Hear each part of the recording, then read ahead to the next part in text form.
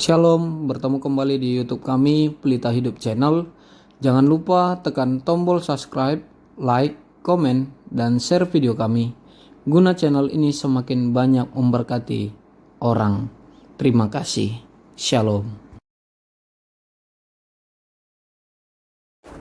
Kejadian pasal 36, keturunan Esau.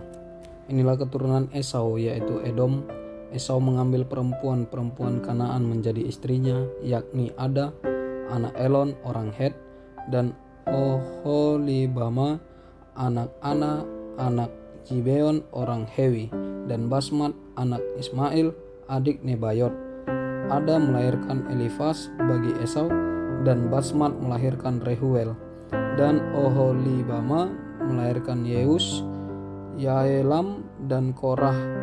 Itulah anak-anak Esau yang lahir baginya di tanah Kanaan.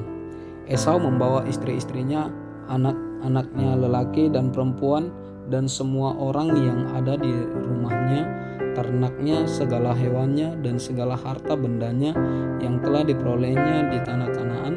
Lalu pergilah ia ke negeri lain, dan ia meninggalkan Yakub adiknya itu, sebab harta milik mereka terlalu banyak, sehingga mereka tidak dapat tinggal bersama-sama, dan negeri penumpangan mereka tidak dapat memuat mereka karena banyaknya ternak mereka itu. Maka menetaplah Esau di pegunungan Seir. Esau itulah Edom. Inilah keturunan Esau, bapa orang Edom, di pegunungan Seir. Nama anak-anaknya ialah Elifas, anak Ada istri Esau, Rehuel, anak Basmat istri Esau. Anak-anak Elifas ialah Teman, Omar, Jefo, Gaetam, dan Kenas. Timna adalah gundik Elifas anak Esau. Ia melahirkan Amalek bagi Elifas. Itulah cucu-cucu Ada istri Esau. Inilah anak-anak Rehuel, Nahat, Jerah, Syama, dan Misa. Itulah cucu-cucu Basmat istri Esau. Inilah anak-anak Oholibama istri Esau itu, anak Gibeon. Ia melahirkan bagi Esau Yeus, Yaelam, dan Korah. Inilah kepala-kepala kaum Bani Esau, keturunan Elifas anak sulung Esau. Ialah kepala kaum Teman, kepala kaum Omar, kepala kaum Jefo, kepala kaum Kenas, kepala kaum Korah, kepala kaum Gaetam, dan kepala kaum Amalek. Itulah kepala-kepala kaum Elifas di tanah Edom. Itulah keturunan Ada. Inilah keturunan Rehuel anak Esau, kepala kaum Nahat, kepala kaum Jerah, kepala kaum Sama, dan kepala kaum Miza. Itulah kepala-kepala kaum Rehuel di tanah Esau. Itulah keturunan Basmat istri Esau. Inilah keturunan Oholibama istri Esau, kepala kaum Yeus, kepala kaum Yaelam, kepala kaum Korah. Itulah kepala-kepala kaum Oholibama istri Esau, anak Ana. Itulah Bani Esau, yakni Edom, dan itulah kepala-kepala kaum mereka. Keturunan Seir.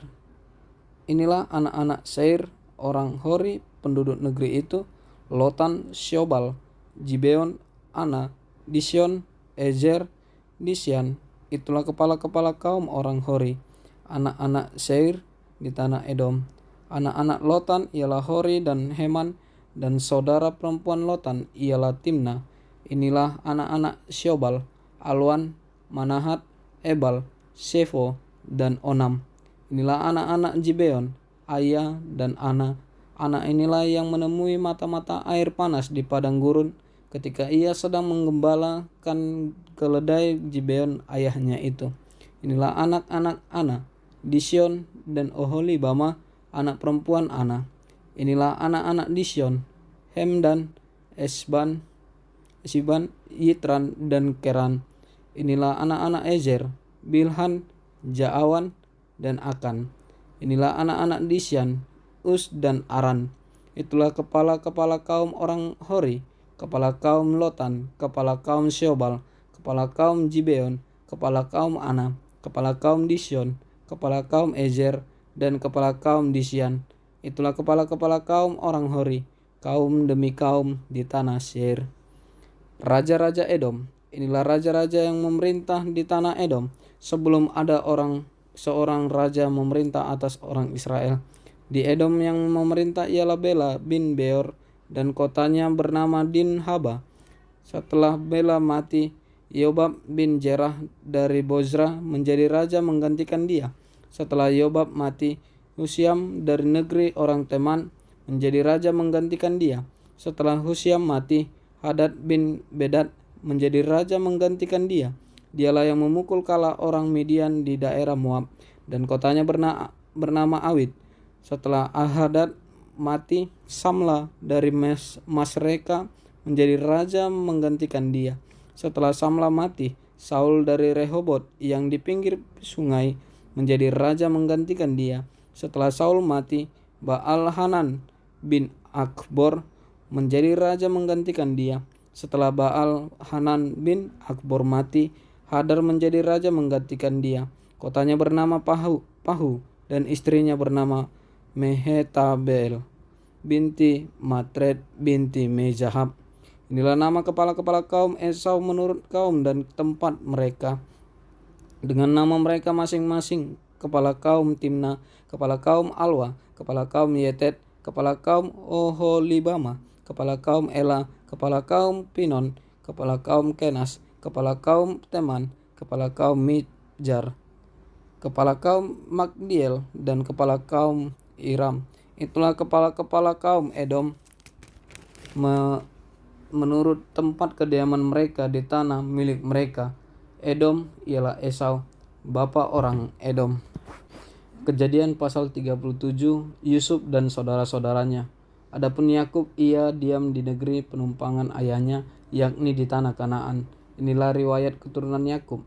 Yusuf tatkala berumur 17 tahun, jadi masih muda, biasa menggembalakan kambing domba bersama-sama dengan saudara-saudaranya, anak-anak Bilha dan Jilpa, kedua istri ayahnya. Dan Yusuf menyampaikan kepada ayahnya kabar tentang kejahatan saudara-saudaranya. Israel lebih mengasihi Yusuf dari semua anaknya yang lain, sebab Yusuf itulah anaknya yang lahir pada masa tuanya, dan ia menyuruh membuat jubah yang maha indah bagi dia. Setelah dilihat oleh saudara-saudaranya bahwa ayahnya lebih mengasihi Yusuf dari semua saudaranya, maka bencilah mereka itu kepadanya dan tidak mau menyapanya dengan ramah. Pada suatu kali bermimpilah Yusuf, lalu mimpinya itu diceritakannya kepada saudara-saudaranya, sebab itulah mereka lebih benci lagi kepadanya. Karena katanya kepada mereka, "Coba dengarkan mimpi yang kumimpikan ini. Tampak kita sedang di ladang mengikat berkas-berkas gandum, lalu bangkitlah berkasku dan tegak berdiri.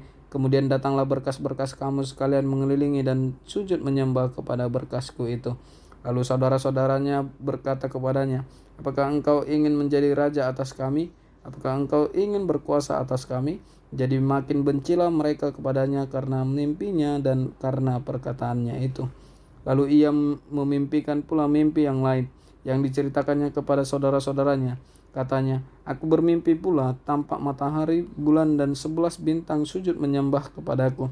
Setelah hal ini diceritakannya kepada ayah dan saudara-saudaranya, maka ia ditegur oleh ayahnya, "Mimpi apa mimpimu itu?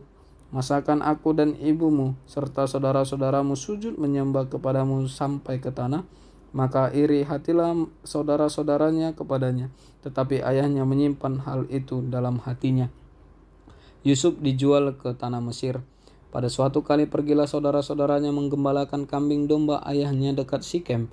Lalu Israel berkata kepada Yusuf, "Bukankah saudara-saudaramu menggembalakan kambing domba dekat Sikem? Marilah engkau kusuruh kepada mereka." Sahut Yusuf, "Iya, Bapa."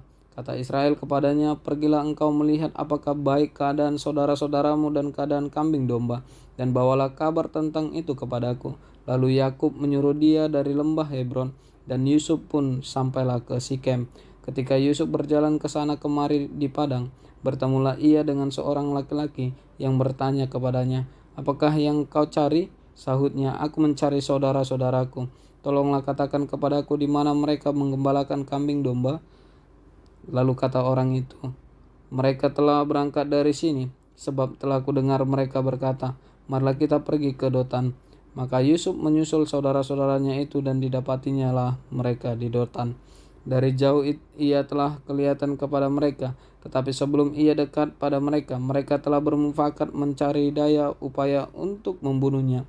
Kata mereka seorang kepada yang lain, "Lihat, tukang mimpi kita itu datang. Sekarang marilah kita bunuh dia dan kita lemparkan ke dalam salah satu sumur ini. Lalu kita katakan, seekor binatang buas telah menerkamnya, dan kita akan lihat nanti bagaimana jadinya mimpinya itu." Ketika Ruben mendengar hal ini, ia ingin melepaskan Yusuf dari tangan mereka. Sebab itu katanya, "Janganlah kita bunuh dia." Lagi kata Ruben kepada mereka, "Janganlah tumpahkan darah, lemparkanlah dia ke dalam sumur yang ada di padang gurun ini, tetapi janganlah apa-apakan dia." Maksudnya hendak melepaskan Yusuf dari tangan mereka dan membawanya kembali kepada ayahnya. Baru saja Yusuf sampai kepada saudara-saudaranya, mereka pun menanggalkan jubah Yusuf, jubah maha indah yang dipakainya itu, dan mereka membawa dia dan melemparkan dia ke dalam sumur. Sumur itu kosong, tidak berair. Kemudian duduklah mereka untuk memakan.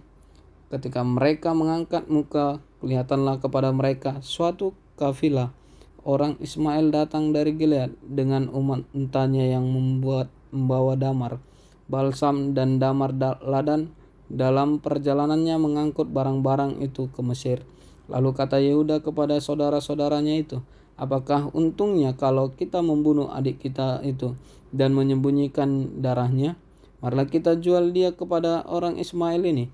Tetapi janganlah kita apa-apakan dia, karena ia saudara kita, darah daging kita." Dan saudara-saudaranya mendengarkan perkataannya. Ketika ada saudagar-saudagar Midian lewat, Yusuf diangkat ke atas dari dalam sumur itu, kemudian dijual kepada orang Ismail itu dengan harga 20 sikal perak. Lalu Yusuf dibawa mereka ke Mesir. Ketika Ruben kembali ke sumur itu, ternyata Yusuf tidak ada lagi di dalamnya. Lalu dikoyakkannya bajunya, dan kembalilah ia kepada saudara-saudaranya. Katanya, "Anak itu tidak ada lagi, kemanakah aku ini?" Kemudian mereka mengambil jubah Yusuf dan menyembelih seekor kambing, lalu mencelupkan jubah itu ke dalam darahnya.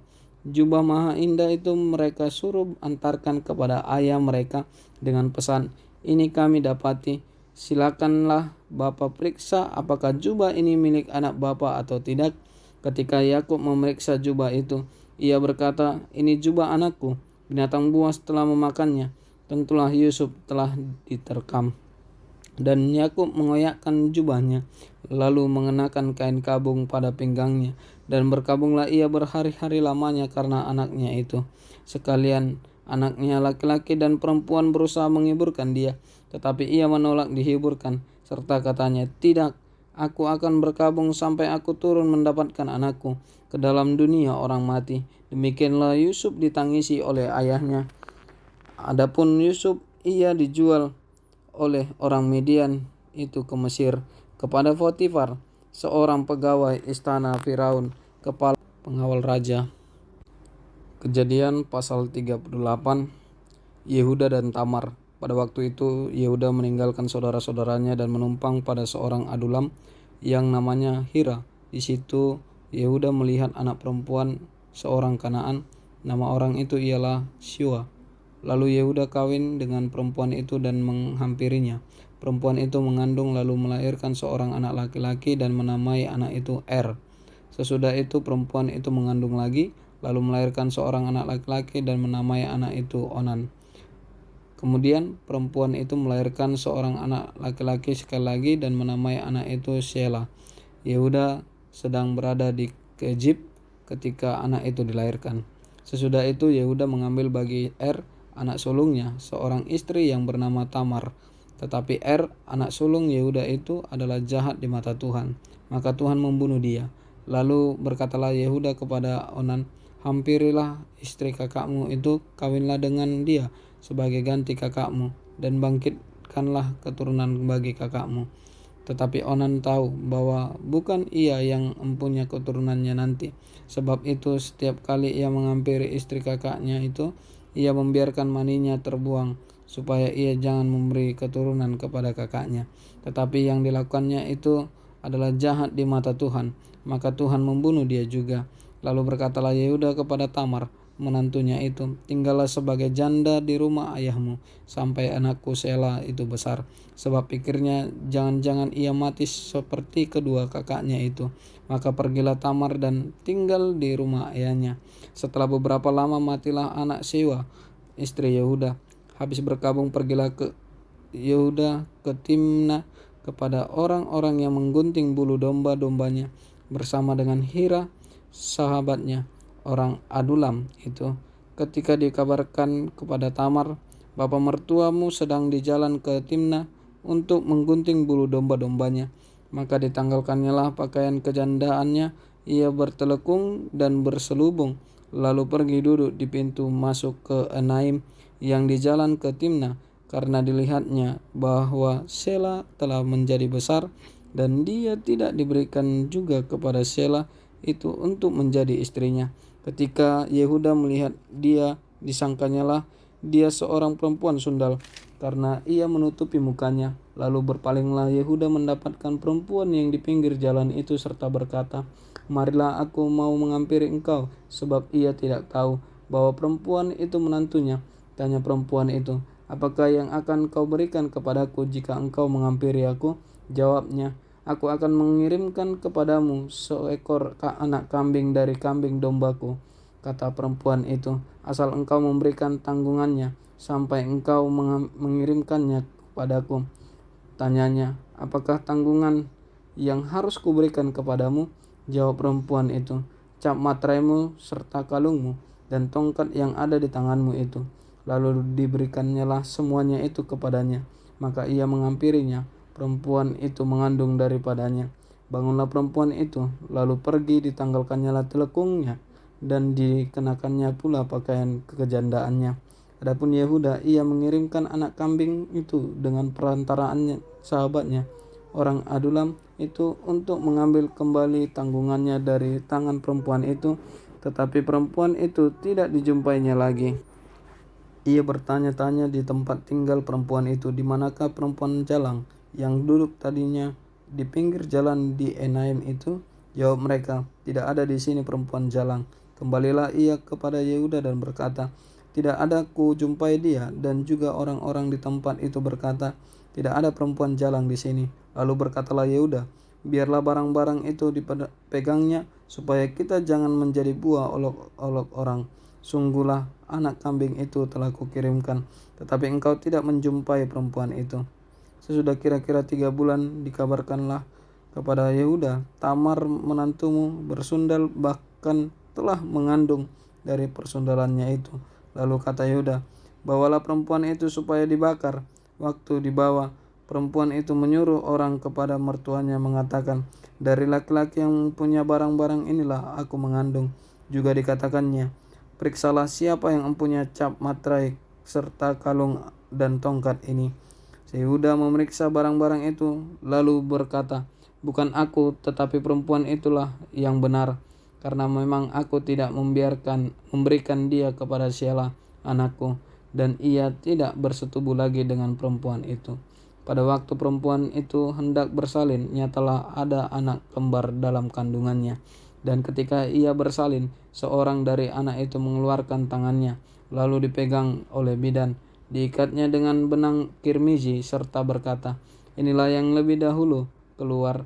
Ketika anak itu menarik tangannya kembali, keluarlah saudaranya laki-laki, dan bidan itu berkata, alangkah kuatnya engkau menembus keluar. Maka anak itu dinamai Peres. Sesudah itu keluarlah saudaranya laki-laki yang tangannya telah berikat benang kirmizi itu, lalu kepadanya diberi nama Zerah. Kejadian pasal 39, Yusuf di rumah Potifar. Adapun Yusuf telah dibawa ke Mesir, dan Potifar seorang Mesir, pegawai istana Firaun, kepala pengawal raja, membeli dia dari tangan orang Ismail yang telah membawa dia ke situ. Tetapi Tuhan menyertai Yusuf sehingga ia menjadi seorang yang selalu berhasil dalam pekerjaannya. Maka tinggallah ia di rumah tuannya, orang Mesir itu. Setelah dilihat oleh tuannya bahwa Yusuf disertai Tuhan dan bahwa Tuhan membuat berhasil segala sesuatu yang dikerjakannya, maka Yusuf mendapat kasih tuannya dan ia boleh melayani dia.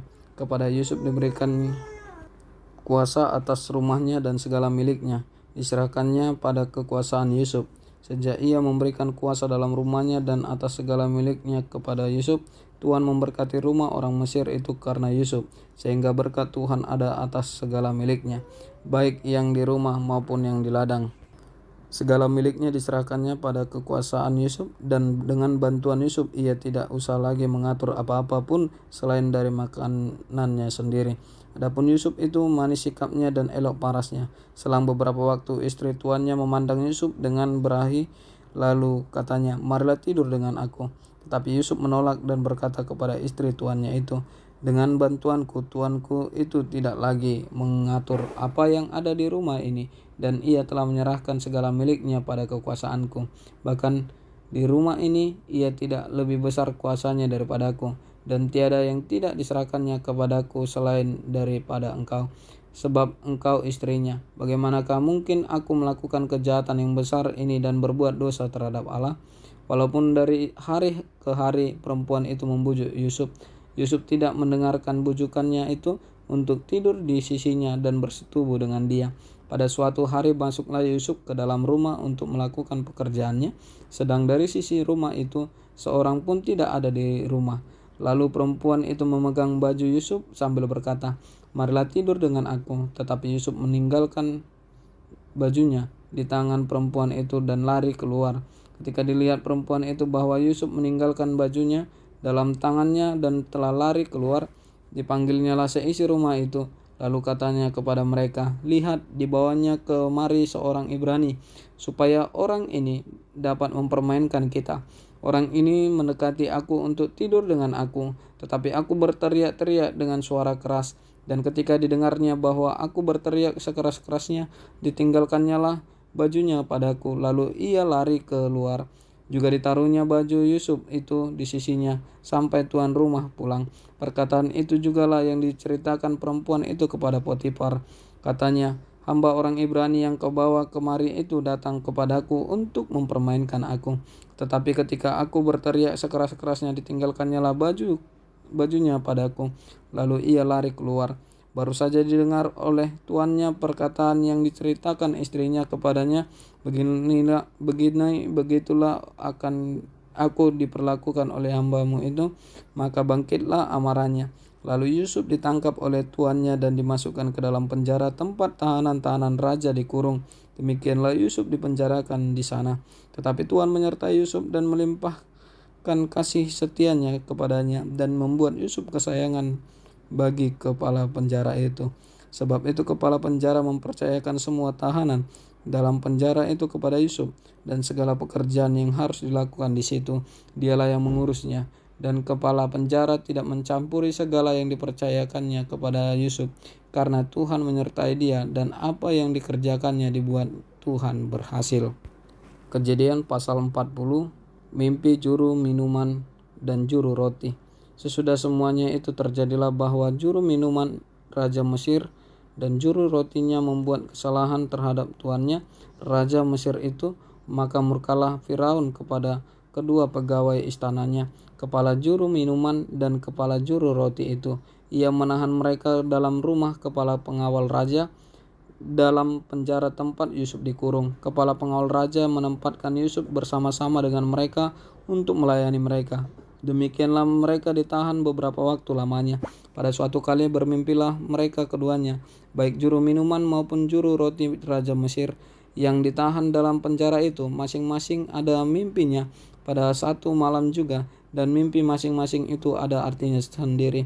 Ketika pada waktu pagi Yusuf datang kepada mereka, segera dilihatnya bahwa mereka bersusah hati. Lalu ia bertanya kepada pegawai-pegawai istana Firaun yang ditahan bersama-sama dengan dia dalam rumah tuannya itu, "Mengapakah hari ini mukamu semuram itu?" Jawab mereka kepadanya, "Kami bermimpi, tetapi tidak ada orang yang dapat mengartikannya." Lalu kata Yusuf kepada mereka, "Bukankah Allah yang menerangkan arti mimpi? Ceritakanlah kiranya mimpimu itu kepadaku." Kemudian juru minuman itu menceritakan mimpinya kepada Yusuf. Katanya, dalam mimpiku itu tampak ada pohon anggur di depanku. Pohon anggur itu ada 3 carangnya dan baru saja pohon itu bertunas. Bunganya sudah keluar dan tandan-tandannya penuh buah anggur yang ranum. Dan di tanganku ada piala Firaun. Buah anggur itu kuambil lalu kuperas ke dalam piala Firaun. Kemudian kusampaikan piala itu ke tangan Firaun. Kata Yusuf kepadanya, beginilah arti mimpi itu. Ketiga carang itu artinya 3 hari. Dalam 3 hari ini Firaun akan meninggikan engkau dan mengembalikan engkau ke dalam pangkatmu yang dahulu. Dan engkau akan menyampaikan piala ke tangan Firaun seperti dahulu kala ketika engkau jadi juru minumannya. Tetapi ingatlah kepadaku apabila keadaanmu telah baik nanti. Tunjukkanlah terima kasihmu kepadaku dengan menceritakan hal ihwalku kepada Firaun, dan tolonglah keluarkan aku dari rumah ini, sebab aku diculik begitu saja dari negeri orang Ibrani, dan di sini pun aku tidak pernah melakukan apa-apa menyebabkan aku layak dimasukkan ke dalam liang tutupan ini. Setelah dilihat oleh kepala juru roti betapa baik arti mimpi itu, berkatalah ia kepadanya, aku pun bermimpi juga, tampak aku menjunjung 3 bakul berisi penganan. Dalam bakul atas ada berbagai-bagai makanan untuk Firaun, buatan juru roti, tetapi burung-burung memakannya dari dalam bakulnya yang di atas kepalaku. Yusuf menjawab, beginilah arti mimpi itu. Ketiga bakul itu artinya 3 hari. Dalam 3 hari ini Firaun akan meninggikan engkau tinggi ke atas dan menggantungkan engkau pada sebuah tiang, dan burung-burung akan memakan dagingmu dari tubuhmu. Dan terjadilah pada hari ketiga hari kelahiran Firaun, maka Firaun mengadakan perjamuan untuk semua pegawainya. Ia meninggikan kepala juru minuman dan kepala juru roti itu di tengah-tengah para pegawainya. Kepala juru minuman itu dikembalikannya ke dalam jabatannya, sehingga ia menyampaikan pula piala ke tangan Firaun. Tetapi kepala juru roti itu digantungnya, seperti yang ditakbirkan Yusuf kepada mereka. Tetapi Yusuf tidaklah diingat oleh kepala juru minuman itu, melainkan dilupakannya.